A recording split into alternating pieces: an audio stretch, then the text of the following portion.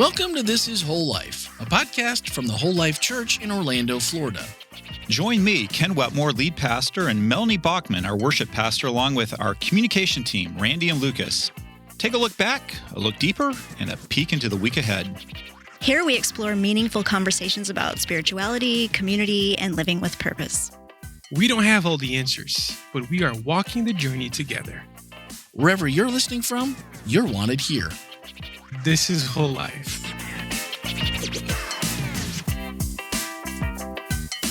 Hey everyone, it's episode 502 of This Is Whole Life, where we dig deeper into the messages here at Whole Life Church in Orlando, Florida. We do this every single Tuesday, so you can listen on Wednesday and join the conversation on Wednesdays. Well, you actually have to join before Tuesday. Otherwise, I guess you could join late to the game. But if you want to be in the know and in the this week's part of things, you got to be in before Tuesday. So, I actually got a text from somebody who I'm pretty sure is here on a pretty regular basis. So again, if you're in the front row and you feel like texting a question, go ahead, or emailing a question, 407-965-1607, podcast@wholelife.church. And it's always, Ken has it right. It's bonus points for voicemails. Oh, big time. Always bonus points for voicemails, because we'd love to hear the sound of your voice. That way we know you're not a bot on the internet just giving us kudos, because while we appreciate the bots that. love giving us kudos. The bots. And we're happy for that, but we really like the non-bots. The Whole Life bot army that follows us around online. You've been the target of many a bot campaign to glaze us. So we prefer no more of that. Yeah, we prefer our glaze on donuts. Yeah. Or Kringle. Oh. I hear that's on the way. Yeah, the Kringle's on the way, and I didn't realize their ordering process until, it doesn't matter. It's a little place in Swamico, Wisconsin. They have a couple different locations. So we're ordering Kringle here for the team. I decided they must know what it is to have a really good, world-class, award-winning Kringle. So we're getting some Kringle, and I ordered it on yesterday, and that was 2-day shipping. And you can go on their website. I think it's unclemikesbakeshop.com, I think. Anyway. Oh, they had to harvest the Kringles first. They had to go and get the Kringles first. And so they were like 2-day shipping. So I'm like, well, if I order on Tuesday, then we'll get it on Wednesday. Sure. But the 2-day shipping is no, we process on Tuesday, we ship on Wednesday, you get on Thursday. But you can't order any other day of the week. So Thursday it is. I was hoping it was going to be here. That's how good this is. It's right? So good that they're like, this is the way we do it, and this is the way we do it, so that you can get it. Tough luck in a way that makes sense to us. Yeah. Yeah. So we do something called major event planning on Wednesdays every so often here and on staff. So I was hoping that everyone would be here. So you're going to have to come back on Thursday. I don't feel bad about that. I feel like it's more Kringle for us. If people don't show up on the office on Thursday, that's lesson learned. Yeah. Because I thought, and then I said, oh man, they have 1-day shipping. So I was like, $38.80 for a Kringle. Ouch. Which, it's worth every penny. Okay. Some y'all are going to be ordering Kringle just before for shipping? No, that's for the Kringle. For the Kringle. Oh, gotcha. And 2-day shipping is free. So they've got that baked into the $38.50. I heard that. Nice. Yeah. Albert would be proud. He would. And so so they have that. And so I was like, what's 1-day shipping? And it's an additional $52.95. Oh, mercy. And I was like, no. I'm like, that's almost 2 Kringle. I can't. No, you can't do that. No, can't do that. So Thursday it is. Nothing. So I will try to post some pictures, because I know I put some in there before, and I had some people not respond in the Slack channel, but text me, and it's like, that looks like sin on a plate. I'm like, yeah, probably. That's probably gluttony for sure. Well, not if you don't eat the whole thing. Even if you only have it. Well, not if you're gluten intolerant. It's pretty heavenly. I would roll the dice. All I'm saying is I would just I guess I can throw the first stone here. Well, it might be where, you won't have the strength to throw it, but it's okay.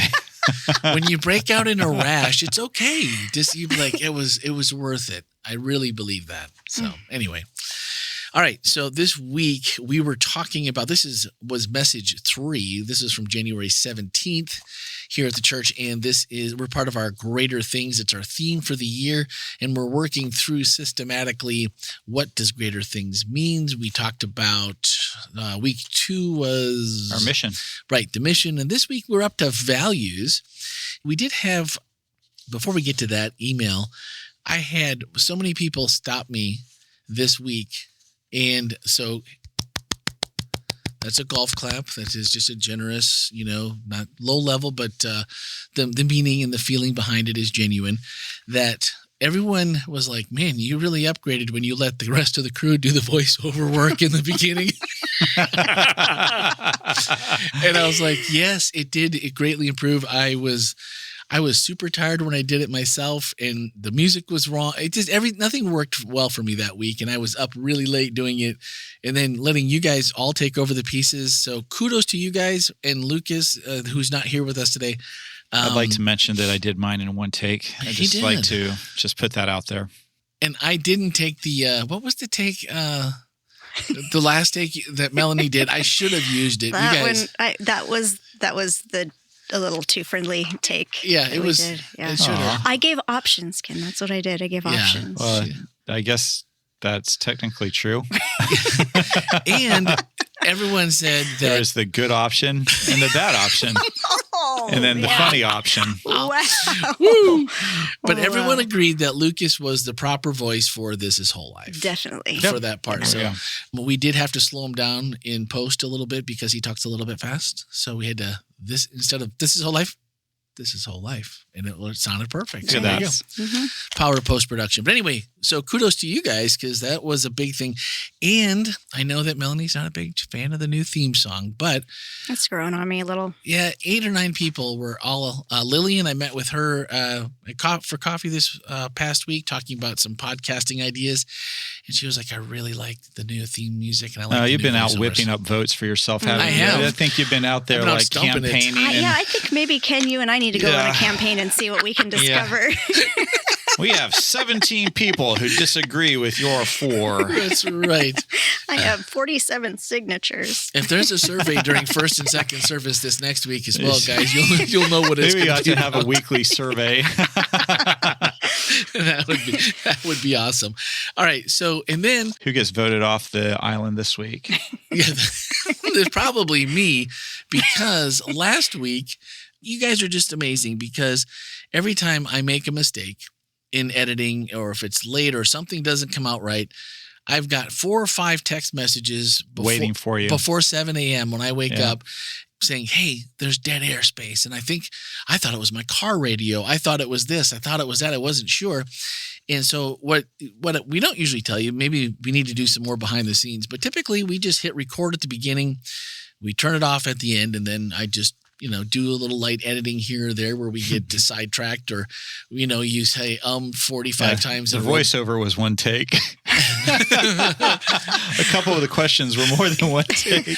Well, and we thought, and Ken had a meeting, so Ken had to leave. So we were beginning to kind of wrap the show, take a different direction. And then the door opened and Ken walked back in. So we re-recorded a few parts. And the part that we recorded that needed the space in between just had a couple of, 19 or 18 seconds on one, and the other one was about 30 seconds, a little bit of a pause. We're just putting time in for you to meditate and process the things that are being said because we know you need that time. It was intentional. I like that.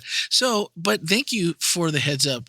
Brittany, who is a faithful listener, longtime listener, started off by just letting me know that she thought it was maybe her car radio, but I did go back and fix it, put those 2 pieces back together. So now anyone that downloads it in the future won't be wondering what's going on. Thanks to Brittany. She said, by the way, I'm loving the updates to the podcast so far this year, and I'm looking forward to the video add-on as well. So we have a cool new plan for that Lucas and I are working on. We should be able to, I'm hoping in the next 2, maybe 3 weeks, we should have everything set and ready. And then we'll have that Friday night special. And Joe, he's doing makeup for us. We do have makeup. And so that we'll be doing our own. We got to get a mirror because we don't have Who's our one. makeup sponsor? When I was in television, it was Mac. What are we using here? Whatever Lucas had sitting around in a bag from the last shoot he was on. Not okay. This is gonna be fantastic. I don't need to get skin infections. No. You use your own. You use your own pad and then Get you throw leprosy. it out. Well, since I have my whole toiletry kit in my office, I guess I can probably supply my own. Well, I guess. If someone has a makeup artist out there that would like to come and, every Tuesday and spray us down with a little, the airbrush, that was always goes on. Isn't there just a filter? Isn't there some filter on your fancy equipment that can just fix all of that? I'll check. That's a good idea. That might be. Yeah. We all have a soft glow. Yeah, that'll look super. Can we get the one that takes off 20 pounds as well? I'm in favor of that one. I'd pay a little extra for that one, probably. Wow, that is an incredible looking team. Yeah, look at those guys. No AI at all. No. If there's some AI filters, we may have to look into that. Which one is the real one? The one that's up front on Saturdays, or the one that's in that room? The one that's in podcast. Wow. Yeah. So I'm pretty sure, and then on YouTube, if we record in 4K, all the blemishes are out. Oh my. Wow. That'll be scary. So, all right. And we did have an email from last week, and I gave it to Melanie because, well, who doesn't want to listen to Melanie read in email? So I think that needs to be a new part of the show. Lucas does questions, Melanie does emails. So Melanie reads an email. Now it's time for Melanie reads an email. All right. Well, this one is from Jack. Jack says, preaching, teaching, and practicing the message of Jesus is not propaganda, proselytizing, speaking from a public forum, knocking on doors. It begins by fostering the message of Jesus, first and foremost by the example of those who inspire us, especially the family and those with whom we associate. In the example of John Wesley, his father was a preacher for many years, and John was inspired by the Holy Spirit to approach the message of Jesus differently. It is incumbent of the individual to receive the essence of the message as enlightened by the Spirit. Inherent in the individual is the need for survival, also the ability to discern good and evil. Choice, however, leads sometimes to self-righteousness, or better yet, common sense, since we live in a complex world. The Bible tells us that there is a time and a place for everything. To discern one's attributes is a gift of the Holy Spirit that can come only by the influence of a spiritual nature that lives by righteousness. A suggestion is to inspire those around us and near and dear to us by our actions, words of wisdom, and the menial tasks that surround us. Also, the people we meet, to inspire them through the Holy Spirit, not so much by pretentious deeds of charity as by good faith in the Spirit. The influencers of today are sowing seeds of dissension and worldly ideals, causing unfavorable outcomes such as missing the opportunities to receive the Spirit and message of Jesus. The message is the buried treasure that one must give up, selfish reliance, and live in the world with all its necessities, incumbencies, and pleasures, and along with our brothers and sisters share with love and kindness. Yet, understanding some can be led astray by selfish intentions, the Spirit in our soul knows a pure intention. The inventions of mankind are all part of God's gracious bounty and intended to benefit mankind. Peace through strength confuses our inspiring thoughts. The necessity of law and order reminds us we live in an imperfect world. Jesus told us he would send the Spirit that will enable us to discern the narrow path in life's journey. A fruitful beginning relies in the Spirit among us. Listening to your services is truly of the Spirit. Jack. Wow. Thanks, Jack. Yeah, thank you. Appreciate it. Every time Jack writes in, there's more than one nugget you're going to find in one of Jack's emails. So thank you, Jack. You had me at common sense. I'll just say that. I was like, and I will just say, Melanie, well read. Oh, thank you. Well, I'll have to ask Jack if I did it justice. You'll have to yeah. Well, that's your new segment. I feel like you did. Yeah. So. Oh, thank you. Yeah. So that brings us to values. And what do we got? What do we have left? If we'd already did growth our pathway. And vision. And the vision. Yep. What about growth marks? Isn't that That's part of growth are we putting those That'll together? be part of the growth pathway. Oh, okay. Because I was just putting that. If you go to, I put it down in the notes today. If you guys want to know, like maybe I guess you could skip ahead a little bit and look ahead, it's wholelife.church/mission and vision. And if you look at that, there's all this, it's all kind of broken down there. And Ken and I talked about adding another little piece to it today. Yeah. So that'll be, by the time you see that, that'll be up and will on the it? website. It should be. Wow. That's pretty easy, I think. Oh, I shouldn't talk for Lucas because that's going to be his. it's going to be easy, Lucas. You've got this. You've got it. In Lucas, I trust. So Look I forward to that being up in the next 3 hours. That's right. Like, let's. Because it's easy, Lucas. Yeah, I mean, he's already got the work done. It's just updating a website. I mean, how hard could that be? Yeah, He did all the hard work. Usually that's my job. He does the creative stuff, and then I do the how do I put this on the website kind of thing. But yeah, that'll be fine, I'm sure. So I did take Ken's challenge, and I did go and download the transcript from the MLK. Yeah, how'd you like it? Rediscovering Lost Values. Man, speaking at the time that he did, and the technological things that he talked about, Just in case anybody's wondering, we're talking about Martin Luther King Jr. Yep. Yeah. And because it was his celebration over the weekend, and of course Monday, holiday, and this was a sermon he gave in 1972, I think. 54. 54. My bad. 70 years. A little. 72 years. A mere 72 20 years, I think, anyway, yeah. whatever. But yeah. But listening to it, you can find it, like you said, on YouTube. It's a pretty easy search, and I'll put the link in the show notes and in the Slack. So if you want to look at it, that's you'll have it. And then I also downloaded the. I'll see if I can make that a PDF so I can upload it there as well. If you want to actually just read the transcript, it's really good. But there was so much good stuff in that sermon. Mm-hmm.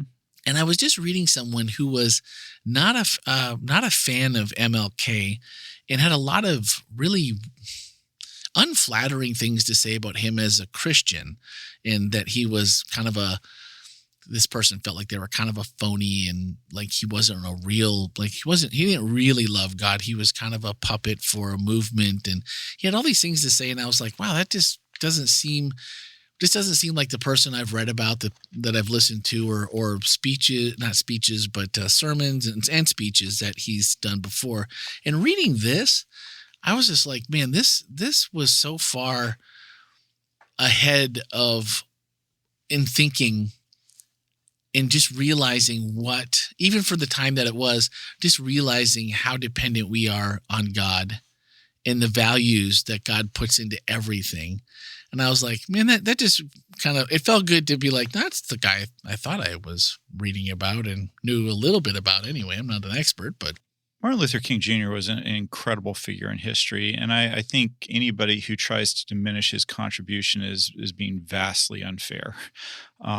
He was a complicated person, like everybody is.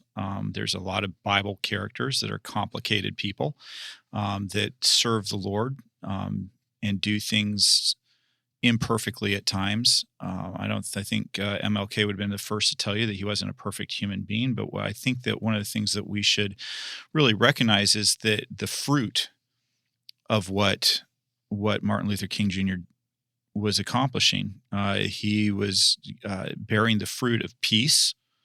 And I think, and sometimes his detractors like, oh no, he whipped people up against authority. Well, but what was the authority doing?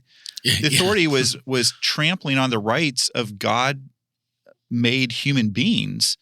And I think it's important for us to step up and say, hey, no, this isn't okay. And what I've very much in the way that I view the world, what I appreciate about Martin Luther King Jr. was his nonviolent approach to this. And he was like, we're not going to say it's okay for these things to happen, but we're also not going to be violent about how we go about protesting this. And I think that just an incredibly gifted man. And I don't know how you get away from the fact that this man literally gave his life for what he believed in. And he was very well aware that he was the target of hate. And there were a lot of people who suffered severe violence, gave their lives so that people could have the same opportunities as other people in the United States, so that persons of color would have the same opportunities that white people would have in the United States. And I think that every year around this time, you hear some people coming out to try to diminish this person. And I think, um, I stop. Yeah. Just stop. This you look at what he accomplished, you look at what he stood for, and a lot of the things you hear thrown his way are coming from people who did not want to see the status quo change. Yeah. They didn't want to see equality. They liked it the way it was. And so, again, I wouldn't sit here and say that MLK had no flaws and didn't do anything wrong in his life. Those are documented, as are every person. But the fruit, to me, it's in the fruit. What was he producing? And he produced a country that was more free, that gave more rights to more people, and I think that's quite the legacy to be proud of. Well, and he did it under a lot of duress. I mean, if constant. the amount of, it wasn't like it was a death threat here or there. Yeah. And, his family and his supporters, everyone, the amount of, and I mean, can you imagine it if it was today where we have social media, what the frenzy would have been, even just letters that they used to receive that were bags of mail that was, he used to get. And it's like, to do all that, knowing that there's enough people to make that much volume that really would love to see you probably dead or at least injured or enough to stop doing what you're doing. And then to still go on and then be peaceful in the other side, that's pretty amazing. Very brave man. Absolutely. And when you read this sermon, when you read other sermons that he wrote, when you read the just some of the brilliant things that came from his pen, the man was incredibly intelligent, very articulate, persuasive, and thoughtful. And so if you haven't read it, read it for yourself. Listen to the sermon. It's a really good sermon. Yeah, I was impressed. So bowling, I was like, all right, Ken is pulling out something I know a little bit about in bowling. Yeah. Yeah. And so, Wisconsin has more bowling alleys per capita than anywhere else in the world. Wow. Is that true? I should preface that with, I haven't checked recently, but there was a time not that long ago that was it was like second place wasn't close. So did you grow up bowling a lot? Growing up, that was, all right. I'll confess. When we were teenagers, that was the guys, and that was the excuse. If you were going to the movie theater where your angel didn't come in with you, right, and you were not allowed to go, and if one found out it was a chain reaction, and even in the largest church in the state, there's not that many angels go into bowling alleys? Yeah, I was going to say I didn't. We didn't find out, and this is a true story. You didn't find out till later that wasn't the case? We didn't, because what happened was we went to, I can't even tell you what movie it was. But anyway, we were all agreed that we were going to the bowling alley because there was a bowling alley in town where the lanes were warped. There was only 10 of them. And the place should have been probably torn down. So it's quantity, not quality. It was a bar, and it had a bar attached to it, right? So I don't know why that would have been okay, but okay, bowling, that's safe. So everyone agreed that we were bowling. Air quotes. So for the air quotes. So for the parents, for the parents parents are like, movie theater, not okay. Not bowling okay. alley with bar attached, we can live with that. We can live, but it is Wisconsin, okay. so you got to, right. you got to figure that much. But we didn't even make it through the group. We took up like a whole row, and someone didn't even make it through the previews before they started crying and were upset that they had lied to their parents.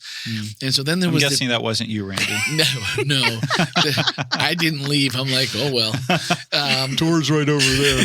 Yeah, pretty much. So then they came back and asked for a change for the a payphone to call home. Uh-oh. And they're like, you can't call home. We're all going to go down. So a big chunk of the group went down. And so then bowling became bowling was on the list, and somewhere, and I've never looked this up to verify it, but we were told by a parent from our church that Sister White also said that bowling alleys were not a good place to be. And so then the bowling alleys for a greater portion of our group was also off limits. So we had to come up with something else if you wanted to go see a movie. But the other person was never invited back to go see movies because like, well, if you can't make it through the through the previews, we can't.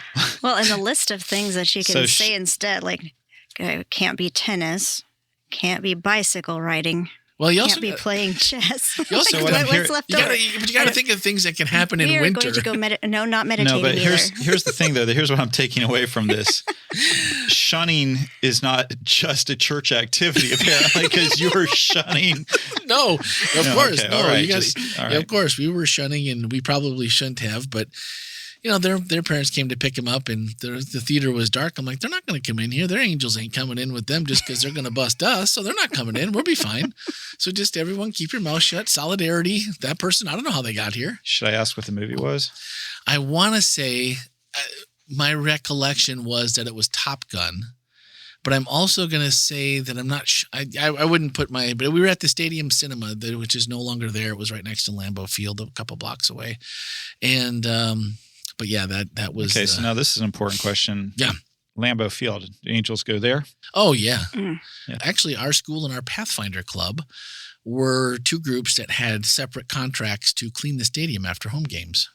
Are you serious? Yeah. Yeah. So hang on. Your Pathfinder Club and our church. Your church. You had a contract to clean Lambeau Field after games. After home games, correct. I feel like we need to put Tomas in touch with Kia Center. We ought to think about that. That's So this is a pretty good is that just because all the Sunday churches couldn't do it because it was Sunday and like the Adventists are the only ones that can clean on Sunday, or is that the? It's pretty.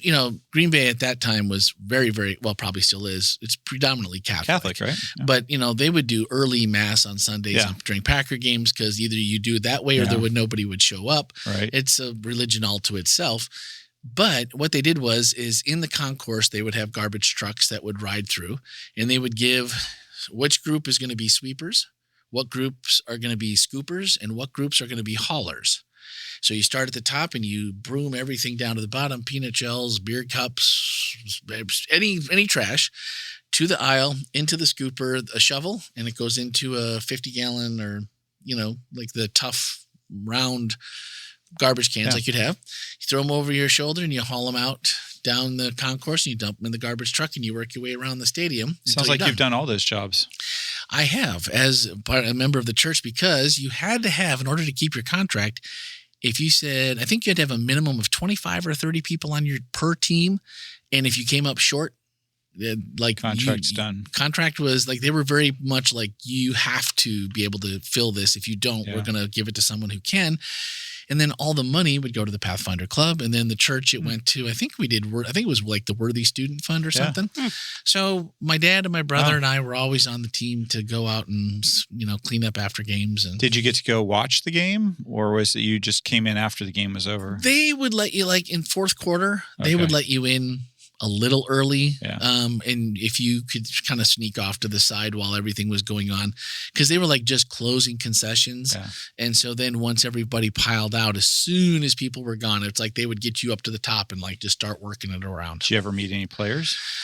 At that, unfortunately, no. That was like, I met all the players just through work things for any players I've ever met. But I never met anybody. So they didn't come out and help you scoop up the trash? No. Okay. It apparently wasn't in their contract. But so Tomas, it might be, or Bernie, if you're listening, that could be, maybe there's like check in at the Kia Center. The bowl, Orange Bowl. I feel like Orlando, Camping World Stadium. They probably have people. They probably have a crew they've hired or a company or something. But I wonder if but Lambeau still pays shovelers when it snows. They pay the community $10 an hour or $12 an hour, and they have shovels and they shovel everything into chutes. It goes out on the field. They scoop it up, and then that's how they get the snow out of the stadium. So you can still go and shovel and be a part of that if you want. That too, but very community minded. They know where their bread's buttered. Yeah. So Anyway, Cool. Learned something new today. something new. So bowling, but I'm like the lane. Well, that was a long way around for bowling, wasn't it? Anyway, We never do that on this podcast. It's okay. Just this Never. once. but the vision is to get a strike, and I'm like the bumpers, and I'm like the older I get, the more I like the bumpers. I'm like, can't we just always play with bumpers? Because when we go with M, she has to have the bumpers, and she has the little roller thing. I'm like, my wrist doesn't work like it used to anyway. Why don't I just use that? And I'm like, you know what? I have a lot more fun bowling when I do that and when I have the bumpers. So just one more detour. What's the best game you ever bowled? My high score for bowling is 243. Wow. That is impressive. It was luck. When I started, my brother's I've a big never been bowler. that lucky. My brother has they talked me into bowling a league for a couple of years, and I was horrible. And the first year I was so bad, they had one guy on the team coach me, get some gear and do some stuff and whatever. And I have a little, somewhere in my mom's attic, there's a little keychain about this big that says I think it's ABA, American Bowlers Association. I was the most improved player in the entire league because by the end of the year, my average was a 153, I want to say. Okay. So my brother is one of the guys, he puts the whole spin on the ball, and he's come pretty close to the 300. Ooh. And I know a couple people that have bowled a perfect game, but they take it pretty seriously because in the wintertime, it's bowling league is like anything you can think of that like gets everybody together, and that's the big thing. So Okay. that was but 243 then, and that was just out of my mind. I've never come close. If I'm in the 150s, I'm pretty happy, and that, I don't know, it just happened to be. If I get into triple digits, I'm pretty happy. Well, Me too. yeah, me too, to be honest. I can't. So Whatever. You bowled a 243. You don't That get was- to say that. You don't get to just say that. once though, and I don't think I've ever bowled. To be honest, I don't think I've ever bowled another even close to 200. I think like a 180 a couple times, but it's not my thing. So not at all. But you go out and hang out with friends. That's kind of fun. Here we are. Anyway, so Enron, when you said Enron, I had flashbacks, PTSD. I was a financial advisor when Enron was happening. Working for Enron? Not for Enron, but for retirement planning. And that's why Randy is doing the podcast. That's right. Oh my gosh. And the thing that struck me about that is we're talking about values. You said theirs was integrity and respect were two of their values. Yeah. And the thing is, when I look at our values and you think about the things that can keep you from actually living out those values or really putting those values and taking them to heart, and like, how can you change to be that person? How many people, I just can't even tell you how many people, when this was like long before this even started, it was like, guys, anyone in the field, any professional, even non-professional, should have seen like, wow, there's a problem here. You can't keep putting these kind of returns. The largest mutual fund in the world at that time was the Magellan Fund from Fidelity. I think it was Fidelity Magellan. And they owned 65% of their portfolio, I believe, at one point was Enron stock. Ouch. And we kept telling people like, you need to diversify, you need to move over and move some stuff, whatever. And people were just like, no. This is like when the science and tech boom came. And when you said that, it was just like, a return on investment, something that makes us happy, something that gives us confidence, or something that makes our life seem more secure. And I'm like, what are those things that move into our lives that would keep us from living out our values? Like those, like, because that to me was just the biggest red flag when you knew what was going to happen. And I felt like you could tell people and you could say, look, I wouldn't do this. This is not smart. Please help us help you.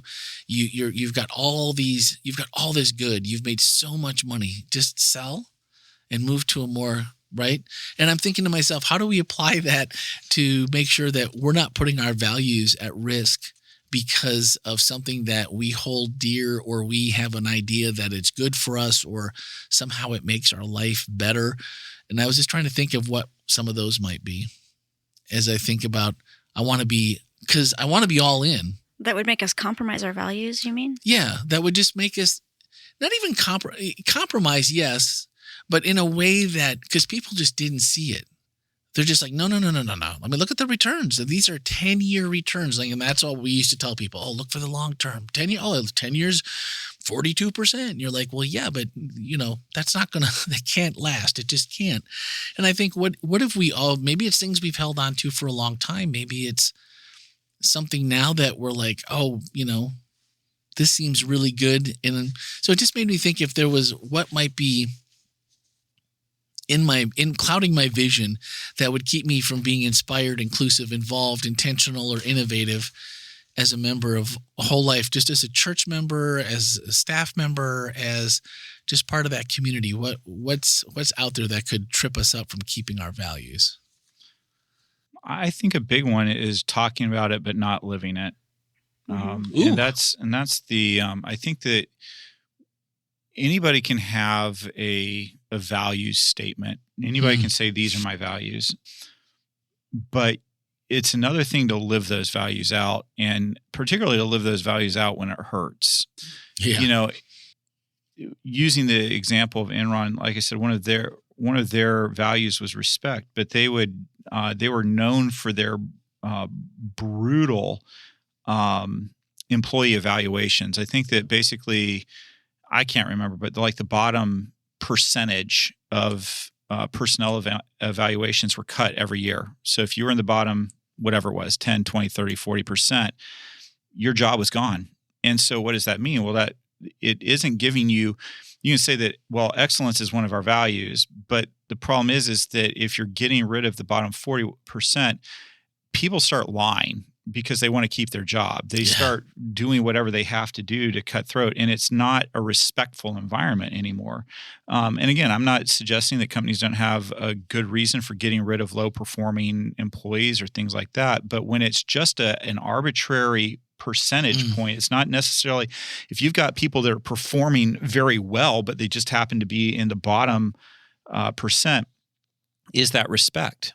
And I would say it's not. And so one of the things I think you have to really think hard about when you start thinking about values and when you start thinking about being a part of an organization is you can be drawn to the mission statement, you can be drawn to the vision, you can be drawn to the values, but are they actually living those things out? Are they actually doing them, or are they just talking about them? Is something that just looks nice on paper? And that's one of the things that for me is super important. I remember, I think the last time I preached a sermon on values, I talked about this particular illustration, so I didn't put it in this time. But for me, one of the moments that really defined values for me was when I was running Indian Creek Camp, and I was the summer camp director. Indian Creek Camp is outside of Nashville. It's on Center Hill Lake. Beautiful camp, wonderful place. Highly recommend if you ever get a chance to visit or go there, send your kids. It's a wonderful, wonderful camp. While I was there, we discussed the values that our staff had, and they're I didn't realize at the time, but they were actually my personal values of God, integrity, safety, hard work, and fun. You have these values, and I would have the staff talk about them every day at our staff meeting because we had a daily staff meeting. We'd repeat them. We'd talk about them. We would talk about what that means. Okay, it's one thing to say that God is a value. What does that mean? What does it mean that God is a value? How does that play into the decisions you're making in the day? What does it mean that integrity? What does that mean to you? So we talked about this a lot, but the time that it hit the most home for me was my last summer running the camp. A bunch of staff started getting sick. Well, actually, we had campers starting to get sick, then staff started getting sick. And talking to my camp nurse, she said, I wonder if this is norovirus. So we called the health department out. They came out, they took a look, they took samples, and they said, we haven't run the samples, but we're pretty confident this is a norovirus outbreak. If you're not familiar with it, it's usually not life-threatening. But it can leave you dehydrated. And if you've ever, there are people who have broken ribs. They're vomiting so violently. So it's serious, but it's not generally considered to be life-threatening. And so I said to the health department, okay, so are you shutting us down? They said, nope, this is a due decision. You're going to have to decide whether you want to stay open or whether you want to close down. They said, we would tell you that probably it would be best for you to shut down because if you're not familiar with norovirus, it has about a 3 to 5 day incubation period. And it can live on surfaces for up to 90 days. So it's 90 days, something like that. I think that's crazy. A long time. Out in that, I'm talking about probably in a more the best of circumstances, but I think 3 to 5 days, at least 24 hours on surfaces outdoors. So Wow. the point is, it can last. And so they said, we kind of think that if you don't close down, you're probably going to be having to deal with this for the rest of the summer. But it's up to you. It was a hard decision to make because and what really helped me make that decision was having one of our staff say, "Well, what are our values?" Mm. And how are we going to make this decision based off of our values? Well, first value is God. So I'm thinking, okay, well, if I close down the camp, there's going to be, a bunch of campers that aren't going to get to come to camp for a week. They're not going to get to experience God. I want them to experience God. But if they get sick, are they really going to be experiencing God? Are they going to be experiencing something else? And then when it comes to integrity, if I'm going to leave the camp open, I owe it to send a email letter to everybody who's sending their kids saying, "Hey, we've had a norovirus outbreak. You need to know that. We're continuing to go on, but so come if you want, but we're going to keep on going." The tempting part would be to not send that email out, be like, "Well, we haven't confirmed it yet. We don't know for sure. We'll wait. We'll see what happens." And by the way, this was all going down on a Friday night. So we had our church service the next day, and then we are going to have this went down on a Friday morning anyway. And so then Sunday, the next group was going to be coming in. So what do we do? But then it came to God, integrity, safety. And when I started thinking, well, what happens if a kid really gets dehydrated? What if it's not even dehydration, but what if I have so many staff sick that they're not actually able to take care of the kids in a way that keeps them safe? If I'm having to run the pool short-staffed, which is not acceptable, what do I do? What happens? What happens with the people working in the cafeteria if they're sick?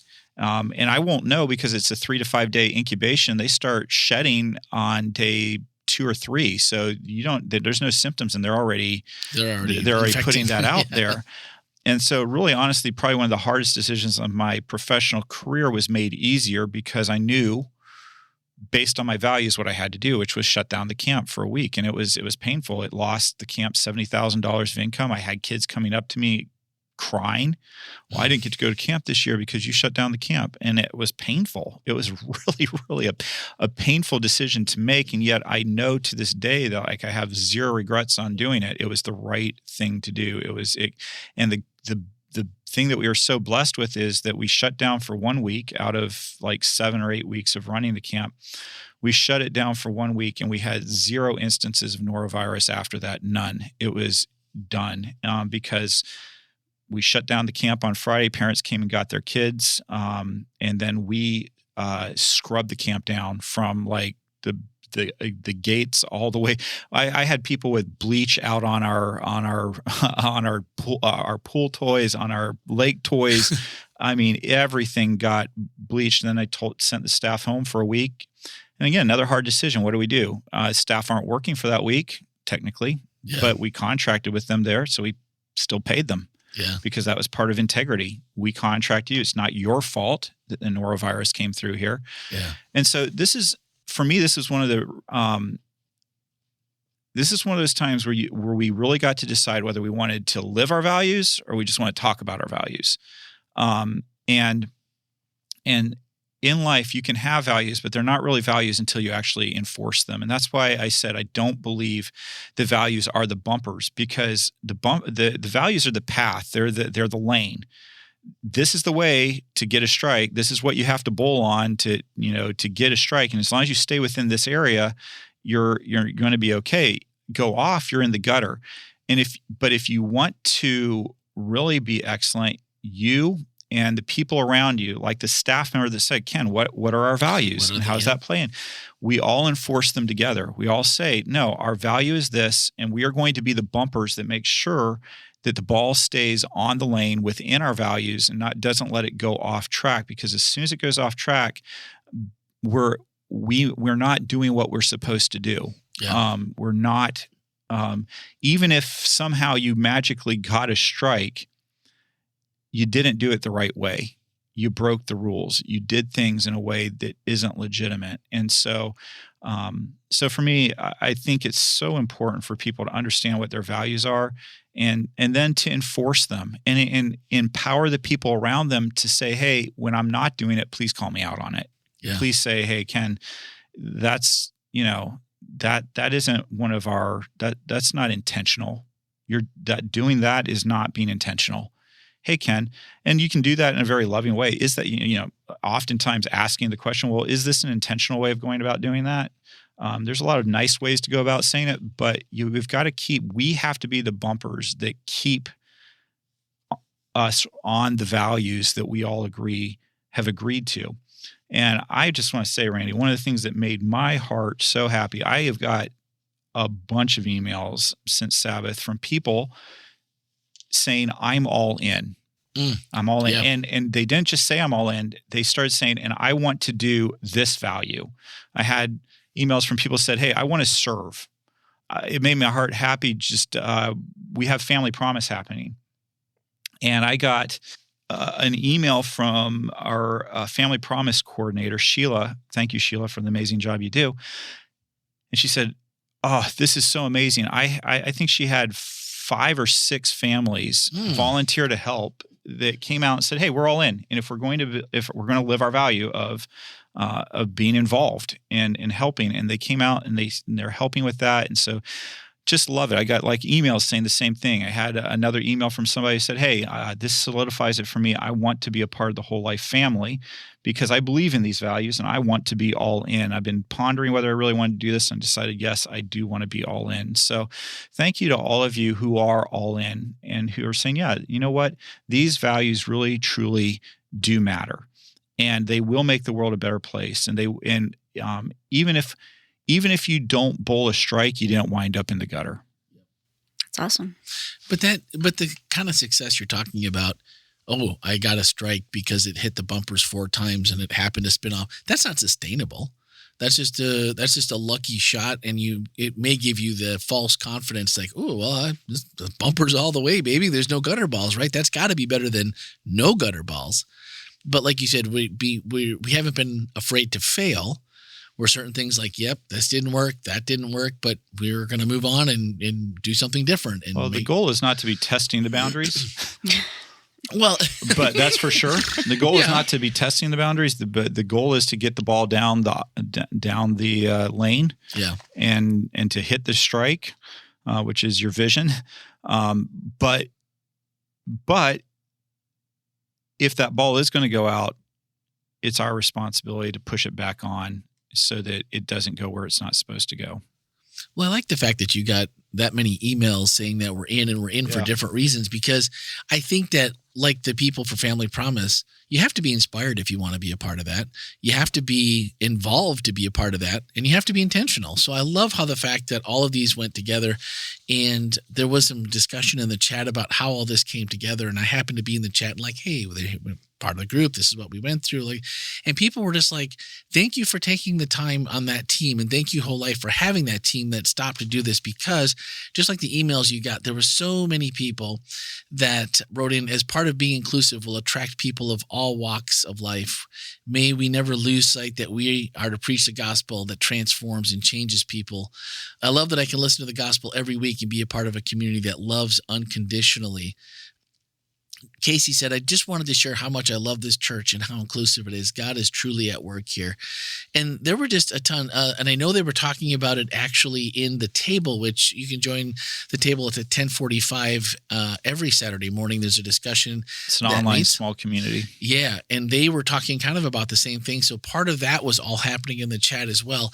And there were just instance after instance of people just saying, we're all in, we love these values, and they really resonated. So that was felt like another win, where you just, like, people, as you unveil them and go, yeah, this makes a lot of sense, I'm following you. And oh, by the way, we want to be involved. And I did have, Rod, here's to you. I wish Ken would stop telling stories that bring sympathetic tears to my eyes. And that was kind of people were like, okay, yeah, I'm not crying, you're crying. And while Ken was reading off So just some correspondence that we've received with people that have been affected by these, and just to to know if you're on the right track or not. These are so important. So do go check those out if you want to learn more about that and Amplify 2036. Just go to the website. It'll be in the link, wholelife.church/mission and vision.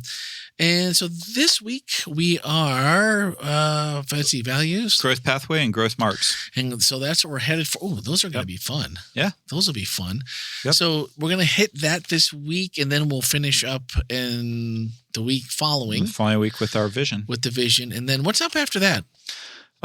We have our Black History Sabbath. Oh, that's right. Got a great guest speaker that's going to be here. And then we have an amazing concert that evening. So that'll be fantastic. Gail Murphy. Yes, indeed. Don't miss. And then after that, we are getting into a series that we're calling The Greatest of These. And we're actually talking about different kinds of love. So it starts Nice. off on Valentine's Day. We'll talk about romantic love. Then we'll talk about brotherly love. Then we're going to talk about relational love. And then we'll close off with agape love, which is self-sacrificing love. All the way through Valentine's. Man, we're really like out of the gate hot. Well, Fast. yeah. Good. Black History Sabbath is February 7. And then obviously Valentine's Day is February 14, which is when we start the Greatest of These series. And then we're heading to spring break at that point, I think. That's true. So, Yeah, we got to be getting close.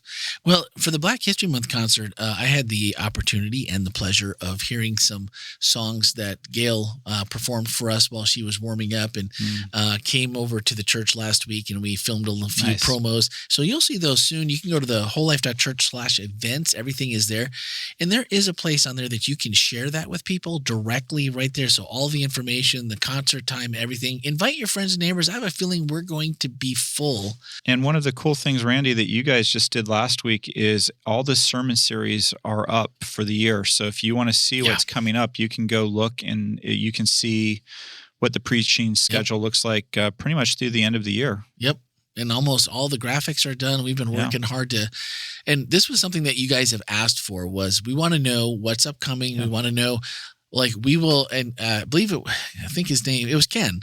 I don't remember your last name, Ken. And I spoke to someone right after Ken, and they're like, we would plan our vacation around, like, we don't want to miss church anytime. But if we know there's something super important that's super important to us, we'll move something around so we can be here. So make sure that you check that out. It's all up at wholelife.church/events. And the Black History Month concert, I think that was the one that I really wanted to talk about. Yeah. That. So It's going to be fabulous. Just put it on your calendar. it's a whole day.